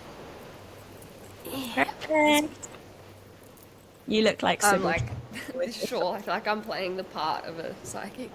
Exactly, exactly. Love that. Um,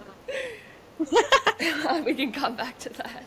Um, yeah, it's interesting how yeah, spirituality has been portrayed. Because even when I was younger, like my nana is very Christian, so we went to church for a little bit, and I had several like connections and interactions with it. But my parents were pretty much atheists, and after a bit, we just stopped going. And I remember when I was like 10, I went to this. I would go to this horse riding camp on the summer holidays, and it was non for profit because it was run by Christians, and so we would like sing in chapel and stuff and ride the horses. And it was Yeah. so fun. And I loved that camp, Mill Valley Ranch, it was called, like, changed my life. And I really wanted to understand what they were going on about. So I remember I like went home and I did buy a Bible and I prayed, but I was like, I didn't believe it. And then I Yeah. started reading the Bible that I had bought, and I'm pretty sure in the beginning of the Bible, it just outlines how everyone's related to each other or something. It like, or in this Bible at least, it just said all the connections. And I was like, fuck this. Like, because I was like 10. And then I was like, I guess there's just nothing. And so I even was atheist for ages. And Yeah. I always thought that I was very logical. I've mentioned before I had quite a controlling personality, like would really take action, just get stuff done. Very good like at academics and all that. So it's really funny to me how I'm here now. This is the great cosmic joke as well, because it's also like, well, okay, I'm psychic now. I didn't see that coming. And then it's like, Right. well, if you're psychic, shouldn't you have seen that coming? Yeah. Yeah. Like, Yeah. I don't know, Funny. it's a joke. But yeah, how did I also come to spirituality? That's what I'm trying to say. So yeah, I thought I was atheist for a really long time. And I think honestly, when I started going to music events with my friends, that was a big wake up call. This is interesting, and I've heard of other people having similar experiences. Like, all my life prior had been quite performative and like doing this so that people like me. And then I went to music events where regular society was like stripped away, weren't at school, wasn't studying, not at work. And all you're doing is like listening to the music and dancing and being with people that you love. And then I remember feeling things like love, like waking up for the first time at these sorts of events and then being like, oh my God, why don't I feel this way normally? And I also actually, when I would play music, like even in school, like if I was in the school orchestra, like I used to play flute and there'd be the whole orchestra and we'd play music and I would feel like really intense joy. But yeah, it was over time that I realized that was lacking in my day to day. Yeah. And I look back now, prior to that, I'm like, wow, I was actually dissociated a lot of the time. Even though super happy, confident, laughing all the time, whatever, really like dissociated, disconnected from my body. Anywho, and I remember going to music festivals and in this sense as well, like trying psychedelics, which isn't a necessity to open up to this, but I did do that. And then feeling really connected to everything and seeing things in a different way. And then coming home and being like, hang on, why did nobody tell me that we were all connected? Why did nobody, like, why was this not even touched on in school? I don't understand why we only did some things. And then all these questions came from that. And over time, yeah, I guess I followed that pull. And now I have a shawl and some tattoos and I like play the part. Oh my God, like school syllabus is like another thing, isn't it? Like, why are those particular subjects chosen for us and not others? It's funny in itself. I want to jump onto that as well because you mentioned before how like when we went like to a performing arts school, they were teaching us to do their choreography and dance in their way. And that fully makes sense. And I remember at ministry one time as well, like we got to put pieces together. So my friend and I was like, let's write a skit. And we wrote a skit. I'm pretty sure it was like 80% funny. Maybe 20% sucked. But it was like because we were fucking, I was an actor. Like, of course we could write our own skit. Yeah. And I remember them, like the teacher being like, oh, nobody's ever created their own piece before. So and I bizarre. will say, I understand in musical theatre the tendency is to play the characters and their set characters, but somebody still writes the musical theatre piece. Like musical theatre, once you have the characters, they're kind of always similar. It's Yeah. a different art form. But they were so shocked that we made our own thing. And I remember, and anywho, it just comes back to like,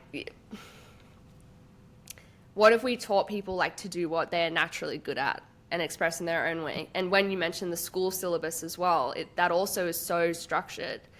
And I just met a woman the other day who has her own podcast, which is about how she became an electrician. And I listened to the first episode, and she was like, ever since I was little, I knew I wanted to be an electrician. And I was like, that's so random. And she spent all this time doing other things that she hated to finally come back when she was about 26 and start her electrician apprenticeship. And it's like, imagine if we just let people do what they felt like doing. Yeah. What, There's yeah. actually like, sorry. No, that's all.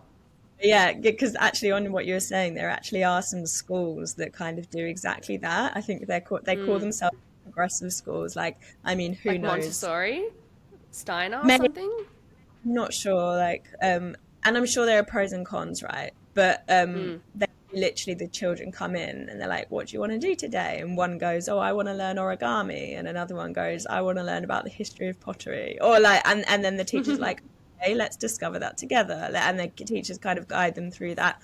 And don't get me wrong, like I'm sure there are pros and cons. I don't know enough about it, but it's interesting that that's like another approach. Um, but I kind of want to. Oh, sorry. I at some point I kind of want to say something about the acting thing that you were saying. Yeah, go Um, for it. Also, Just the go with the postman's flow. just come. Oh, Um, okay. yeah. So, like when you're saying the acting thing, that is another really funny thing to me in terms of like aura, because I'm like, if I'm watching an actor do something, whose aura am I perceiving? Am I perceiving the actor's aura or am I perceiving the character's aura, which surely must be a combination of the actor and the writer of that character? And then I'm like, when I, Wow. yeah, because also I'm like, I'm so embarrassed that I'm saying it again, but I'm into Harry Potter, lol. And I'll put it in the show notes.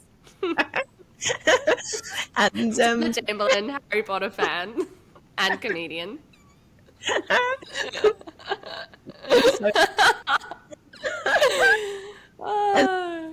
like each of those characters have their own aura, even in the book. So like even if I'm reading it on the page, like I feel each character's aura, but I'm like, how does that make sense? I don't know how that makes sense. I wonder if you have any insight to that because I don't. Yeah. Well, there's so many ways to answer that. Like collective consciousness comes to mind first, and whatever we think about, we manifest. And if many, many, many, many thousands of people, whatever, millions of people have read Harry Potter and they believe in the character in their mind, it would have a very strong energy. And so when you read the book, you have your perception of it, which I guess is part of that's purely your own. The writer's intentions behind it, that energy is feeding into it, and then also the energy of every single other person that's thinking about it too, that gives it its shape and feel. Yeah, and I've mentioned this before on the podcast, but I used to just think that my reality was a reflection of my own inner world, and that's why I took ownership for so many things that happened in my life for a really long time. And it was still spiritual, but I was like, it's all me. Everything I experience is a expression of me. And then certain things happened that will like wake the fuck up. Collective consciousness, and not to say that my perception before was arrogant, it was more just immature. It was like wake the fuck up, like all of the energies around you are contributing. It's so much bigger than you could ever imagine. And my point in that is that I guess I believe pretty strongly that, yeah, every single other person that's read or thought of Harry Potter would be influencing the entity, the living, breathing entity that is Harry Potter. Yeah, yeah, yeah. Yeah. It's interesting and like also kind of online spaces as well. Like you can feel an energy online me?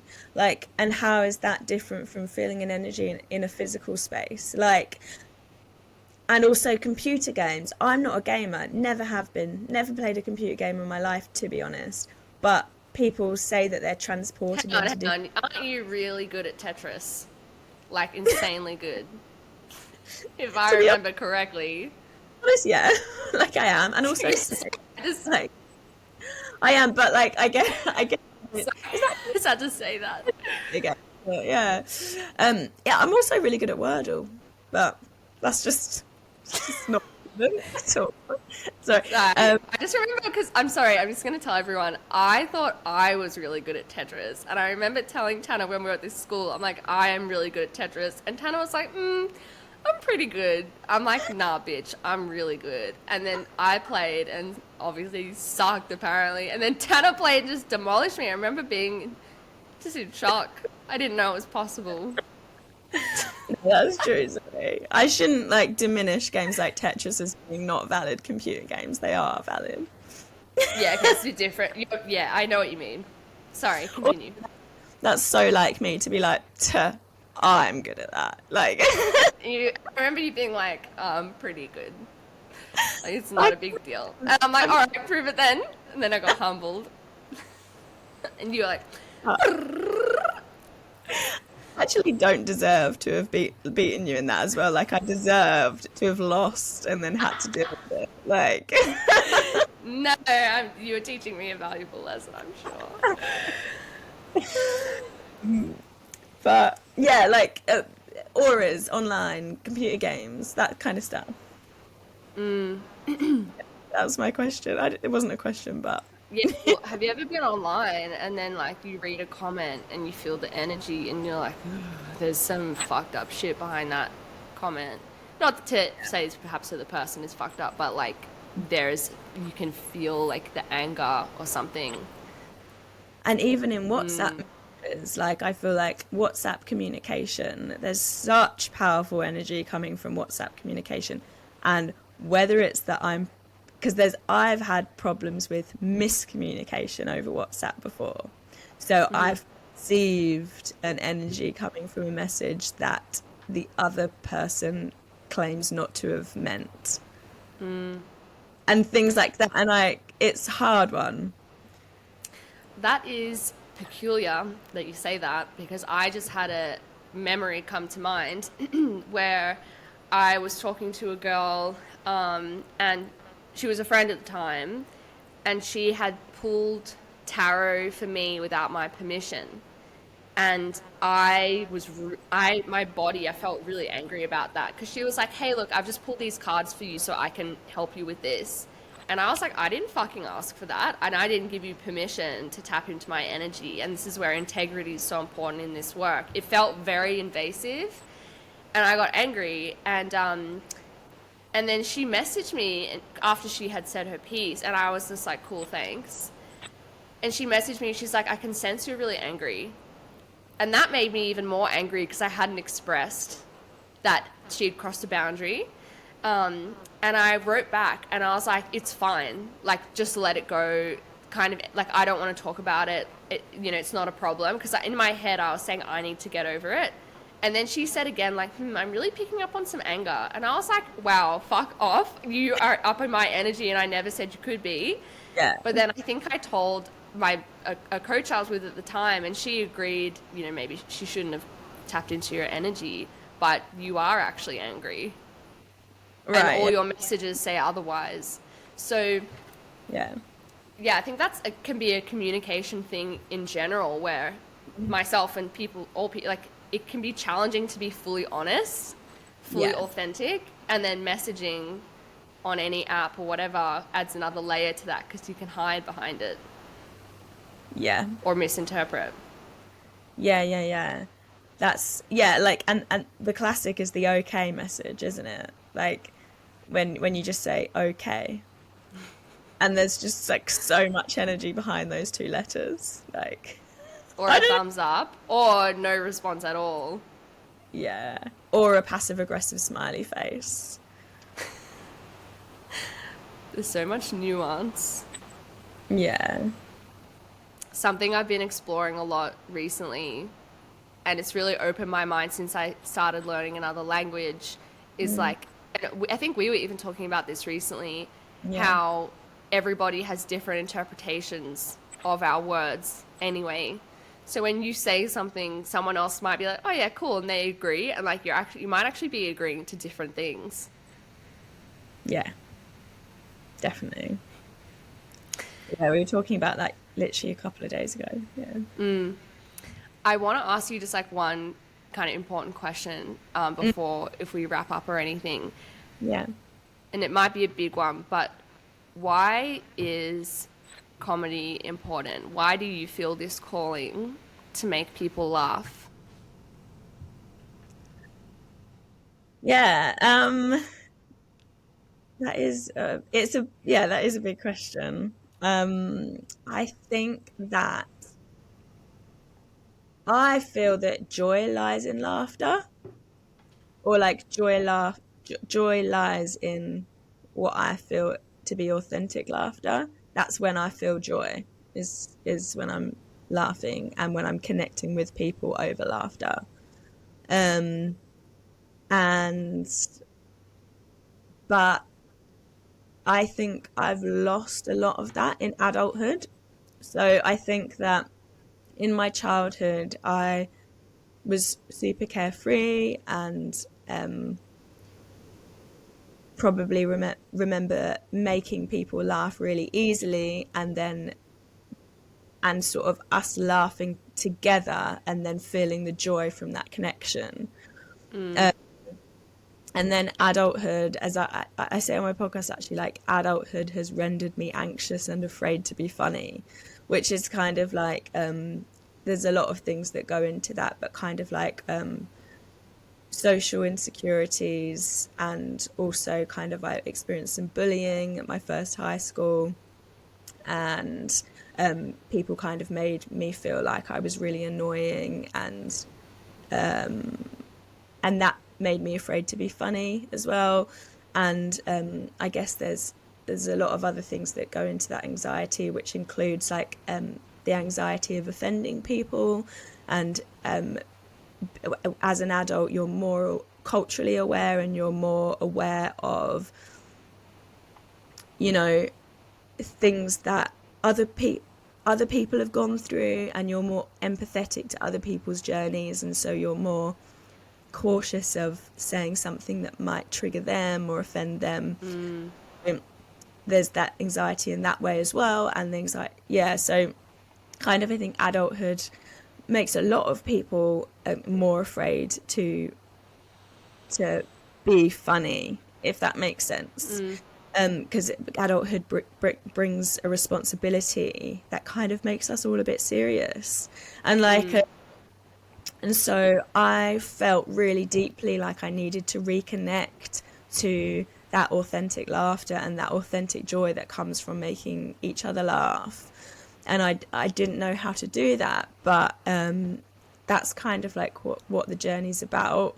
And I think comedy in performance is really important, because I think art is really important because art is a way that we can express an idea and see something from a perspective that we hadn't previously considered. So anyway, yeah, so I think art is important for those reasons, and comedy and performance is kind of synonymous to art in some ways. It's not synonymous, but performance is a type of art. And comedy and performance, I then think, is really important, because if we're expressing ideas and suggesting new perspectives on potentially powerful topics and stuff like this, we need to be able to do it whilst tapping into joy and humor, because that's like a really deep, like when we're tapping into humor and we're tapping into joyfulness and laughter, that's like really deep, and we're actually really accessing our innermost selves, I think. But I don't know, like I'm still working it out. It's a journey and a half, because performing on stage obviously comes with it all sorts of other complications as Mm. well. So it's definitely like, I thought, and I'll be honest, like I thought I would be way better at stand up than I actually was when I started. Like I thought I would be way better, and it's just not that easy because it's so complicated. Um, and it's complicated when you're trying to be authentic in a performative way. That's a really Mm. complicated thing to deal with. Well, if anyone said to you on the spot, like, be funny, it's like, fuck. Like, what do you want me to do? Run around? Like, yeah. Like, how do you be authentically funny in the moment? And when the Yeah. word trying is there, like, you just want to just be funny. But Yeah. yeah, and your podcast has been so interesting to see the complexities of it, but also like really beautiful. And you had funny jokes from the beginning as well. Like, let's be clear. But yeah, it's fascinating how they've progressed, especially with like rhythm behind it. But I Yeah. find your answer so interesting because like it's, yeah, you mentioned it's like coming from a really deep place, that connection to joy and inspiring other people to feel joy. And I feel like that's just what I do. That's what I try to do. That's what my purpose is. But our expressions of how we bring joy to the planet or to Earth is like different. And that in itself is, yeah, inherently beautiful. Mm. Yeah, I feel like I have more to say, but maybe that's, maybe words have left me for a reason. No, I think it's really beautiful. One more thing, where you say it comes from a really deep place and it's about bringing in joy, you're channeling a higher vibration, like a purer expression. And when you do it, you give other people permission to do that. And it's that simple in the sense that, like, that's how we change the planet. If everybody was channeling their joy, like the woman that I just met who came here knowing she wanted to be an electrician, you Mm. wouldn't think that there are people, say, for those jobs. But there are. If everybody was doing what they wanted to do, I believe like everything would fall into place. Not everybody wants to be a CEO with like wearing a suit and like a really high profile job. When I was working 60 hours a week, making a bunch of money in fitness, doing it a particular way, I thought that's what I wanted, and then I was doing it. I'm like, fuck this. I Yeah. do not work like that. And you wake up and realize like how different everybody's skills are. But it's so true what you're saying about like that's how we change the world, because I do think that laughter can have such a positive impact on the world. Because if we can collectively find things funny or see the humor in something, then we can work together to fix it. And Mm, even something as massive as like, I don't know, like environmental disasters and stuff like that. I think that there's just so much anger and so much polarization, and there's so much working against each other. And if we can just somehow collectively see a sparkle of humor in something, not saying that disasters are funny, that's not what I'm saying, but I'm saying if we can mm, find a way to be like, oh, what a world we live in, and kind of see the humor in the way that things happen, then we can work together mm. and like basically kind of laughing instead of being angry, because anger just is, I mean, of course you've got every right, everyone's got every right to be angry about something, but holding on to anger instead of working to release the tension is just, in my experience, like really unproductive. Yeah, well, I think so many people feel, and we've all gone through it, that change is going to happen when you do it your way. Like, and I've heard people say this before. In fact, I used to say it when I was like in primary school. I'd be like, oh, if old people are against gay marriage, all the old people should just die, and then we'll be able to have gay marriage or whatever, like when I was in primary school. Yeah. And I've heard people say that as full grown adults, like, oh, if the old people just die off, then we'll be able to have like our progressive ideas through. And I'm like, actually, I know people our age that have the opposite point of view to you. So just saying that some people should die is not constructive. And there's a lot of anger and hurt behind what they're saying. And this even ties back to what we were saying at the very beginning about education and just trying to get somebody to do something your way. Like, it's force, it's fear-based, it's manipulative, it's controlling because you actually feel out of control. So if we, could laugh and tap into joy, that's going to be the best way for everybody to express. Even like with this podcast, My Evolution, if I can use it as an example, with the Karla podcast, it was more business oriented, and I was more specific about what I was trying to do and trying to get something a bit. And that's fine. Obviously, I'm trying to get clients and like have a sustainable life, but it ended up being kind of rigid. And now, because I was trying to show people that I knew what I was doing and like prove there's that element of control behind it. And now it's like, well, actually, if I just do what I kind of enjoy and chill out, that will shine and my people will come. Yeah, and so I think it's really beautiful, the journey that you're on with comedy and the change.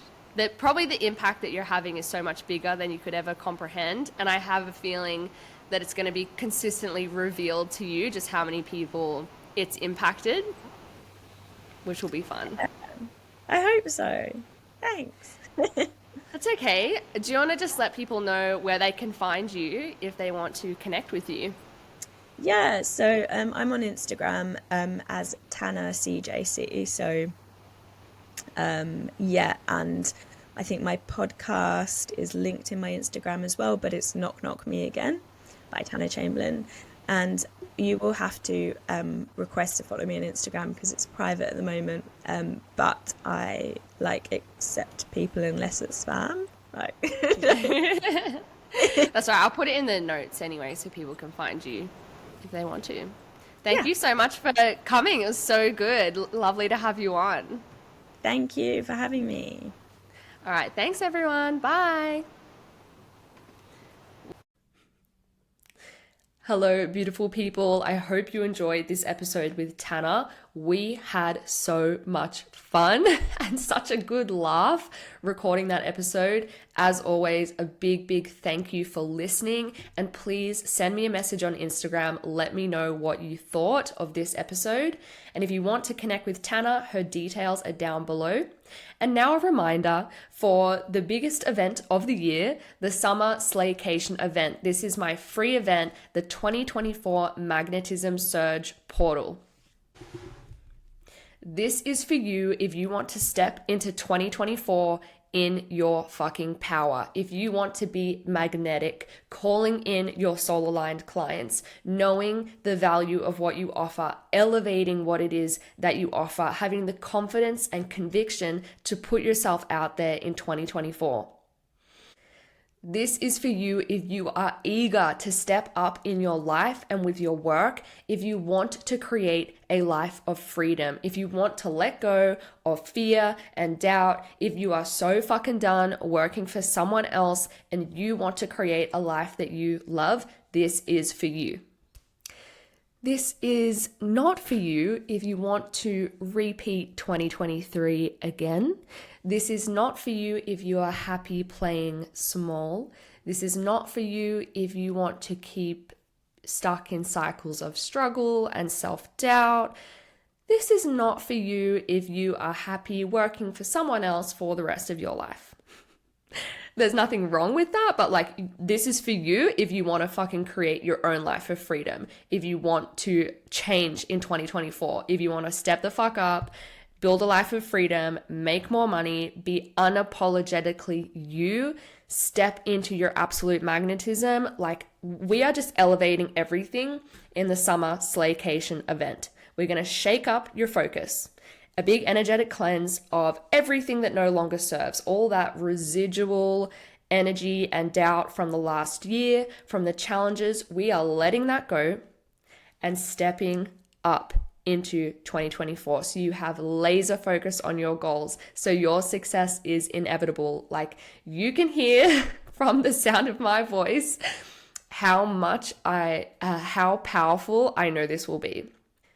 think of Summer Slaycation as like a day spa for energetic upgrades. Like we're all coming together for a major energetic upgrade so that 2024 can be your biggest, most successful, most magnetic, most abundant, most powerful fucking year ever.